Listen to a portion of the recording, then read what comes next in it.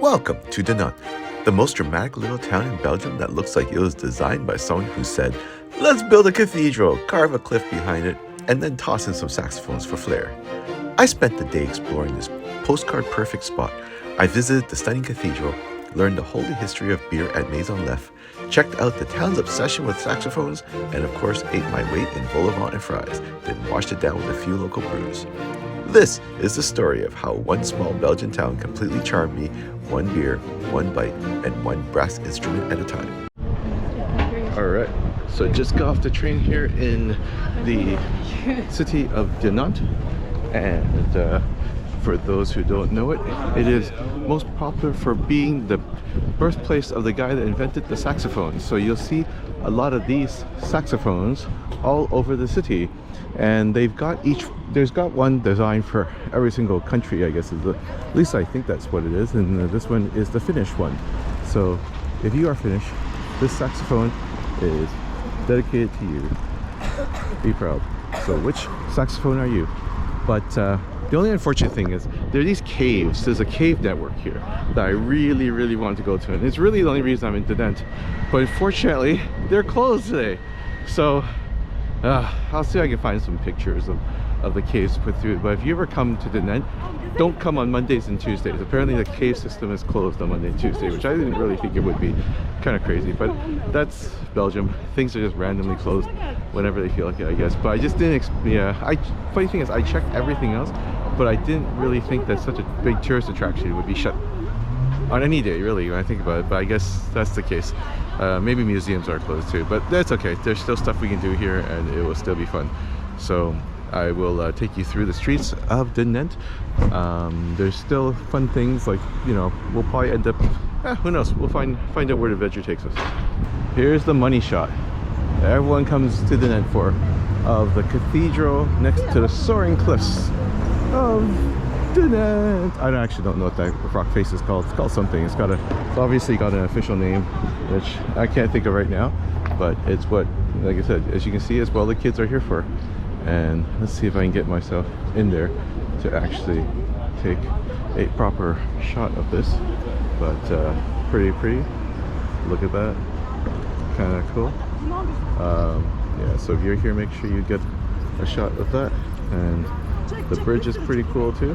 And I wonder if there's one of those weird bridges where people try to put like a love lock on it or something like that. I don't think it actually is. Maybe not. But I think is the church actually, I think it actually is attached. We'll find out, to the rock face. And of course there's the entrance to the citadel, which is the fort up top there. There are stairs right next to the church there that you can go up, but there's also like a tram or something that takes you up. So apparently it's the same price to do either. So why would you pay? I mean, I guess if you really want a good leg workout, if it's leg day for you, then yeah, take the stairs up to the top of the citadel. But it's a very pretty little town. So if you do get a chance to come by Dinant, I highly recommend it. And I only just got here. If nothing else, check out all the saxophones for your country. Here's the one for France. And is that a good one? I don't know. And I don't actually know who designed all these sort of monumental saxophones for them, but somebody did. I probably should have read about this church to give you guys some more historical facts, but maybe I'll do a voiceover and tell you guys more about it if I feel really energetic. So the Collegiate Church of Our Lady of Dinant, or Collegiate Notre Dame de Dinant, is a Roman Catholic church built in the 13th century, and its most distinguishing feature is a 16th century pear-shaped bell tower. The National World War II Museum, maybe are they the ones that sponsored it? Is that what's going on there? I don't know. Somebody will tell me.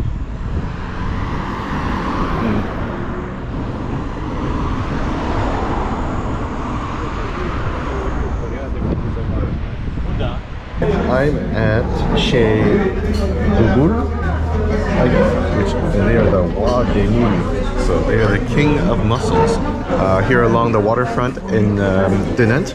So pretty. And this is a nice seat. I'm glad, you know, they're kind of full. Originally, I was disappointed that we can sit out by the river, but actually, this little spot that we found here by the window is actually quite nice. So I'm actually glad that we are here instead.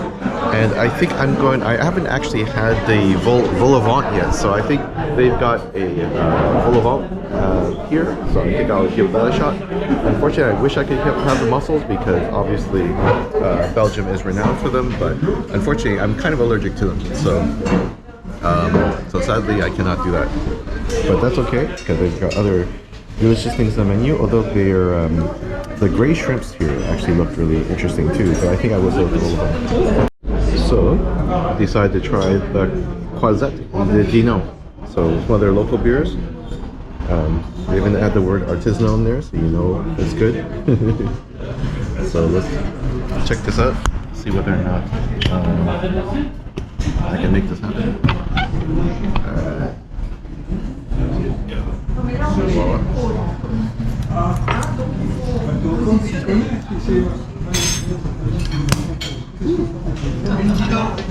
Check that out.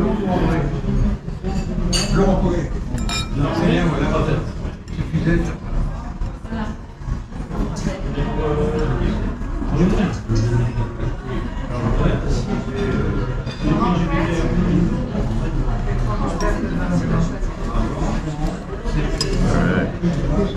That looks fantastic. That looks fantastic. Cheers.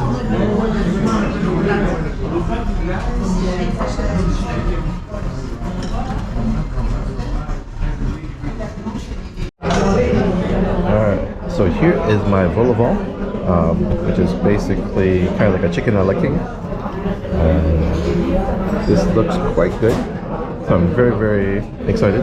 Of course, it came with a side of fries, very Belgian, and this tiny little salad, which is really more, I feel, for decoration than anything else. But always good to get some funny colored shaped things into your system every so often. But here is the thing I'm most looking forward to, is the vol au vent and fries. Actually, I'm surprised they didn't bring any sauces for our fries, but that's alright.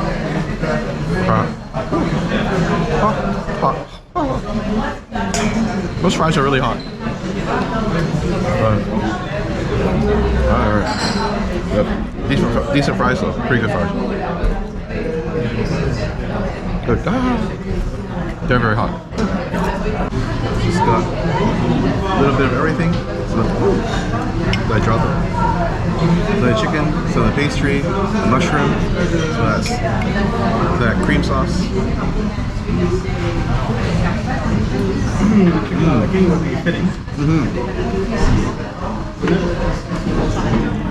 That's very nice.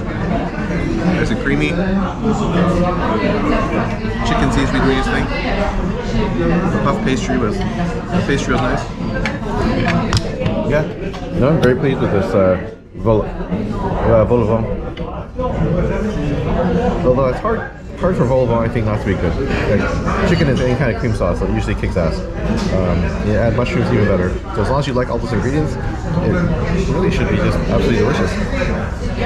Ah, there's the big cathedral in the rock, and the citadel up top. I think we're allowed to go into the church for a look-see, so let's figure this out. Alright, the Dinant commune, is that what it's called? Let's see whether or not there's a way inside. Or is it really that we have to go in the citadel? No, okay, I think there's a little entrance here. Oh, look at the little cute mailboxes. The Collegiate Church of Our Lady of Dinant isn't just a pretty face. It's survived more drama than most reality TV stars. Originally built in the 10th century, it was destroyed by a rockfall in 1227 and then rebuilt in full Gothic glory right into the cliffs of Dinant. It's got that perfect mix of Gothic architecture and pure Belgian flair. Inside, we'll find stunning stained glass and centuries of history echoing off the stone walls. It's not just a church, it's a monument to survival, style, and the occasional falling boulder. Alright, now to the other side of the canal, so I can get myself in front of the Dinant city sign, so that that way everyone know that I'm in Dinant. So here is the famous Dinant sign, or the almost famous Dinant sign. Maybe not that famous just yet, but some people might want to think that it's actually quite famous. So let's just pretend that it is. The world famous Dinant sign. because without it, you'd have no idea where you were.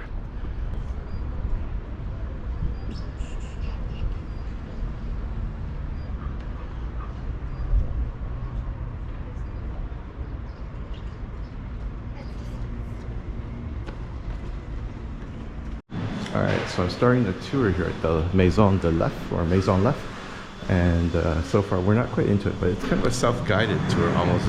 It's interactive with audio tours, but I think you scan things and then make it happen. So I think it starts. No, that's the exit. Where does it start? I have no idea. And of course, at the end, it ends with a beer tasting and some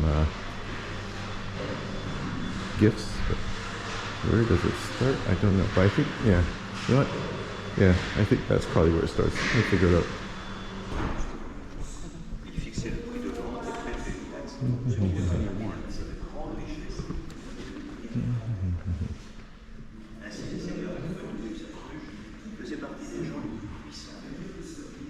I expect that. It's vanilla, Yeah. I think. It'll, yeah. No, Vanilla. Wow. It'll actually give you like smell-o-vision. Or you press the little buttons and it actually gives you leather. Okay. Interesting. Wow. Smell-o-vision. I'm almost wondering how they recreate cheese, maybe.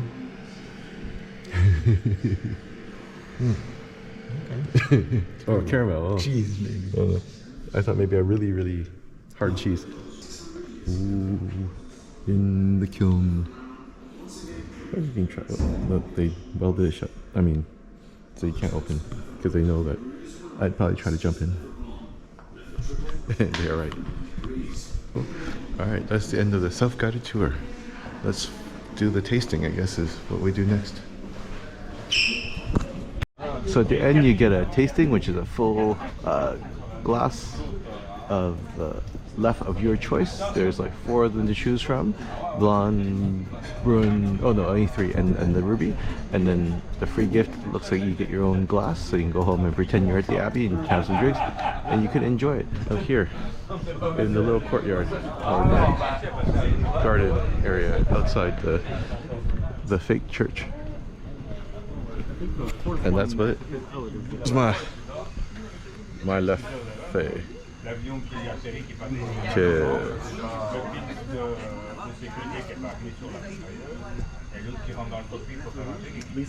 Hopefully one day when I'm their age, I hope to be I hope to have that many friends that I want to go drink with and hang out in a Belgian abbey or a fake Belgian abbey.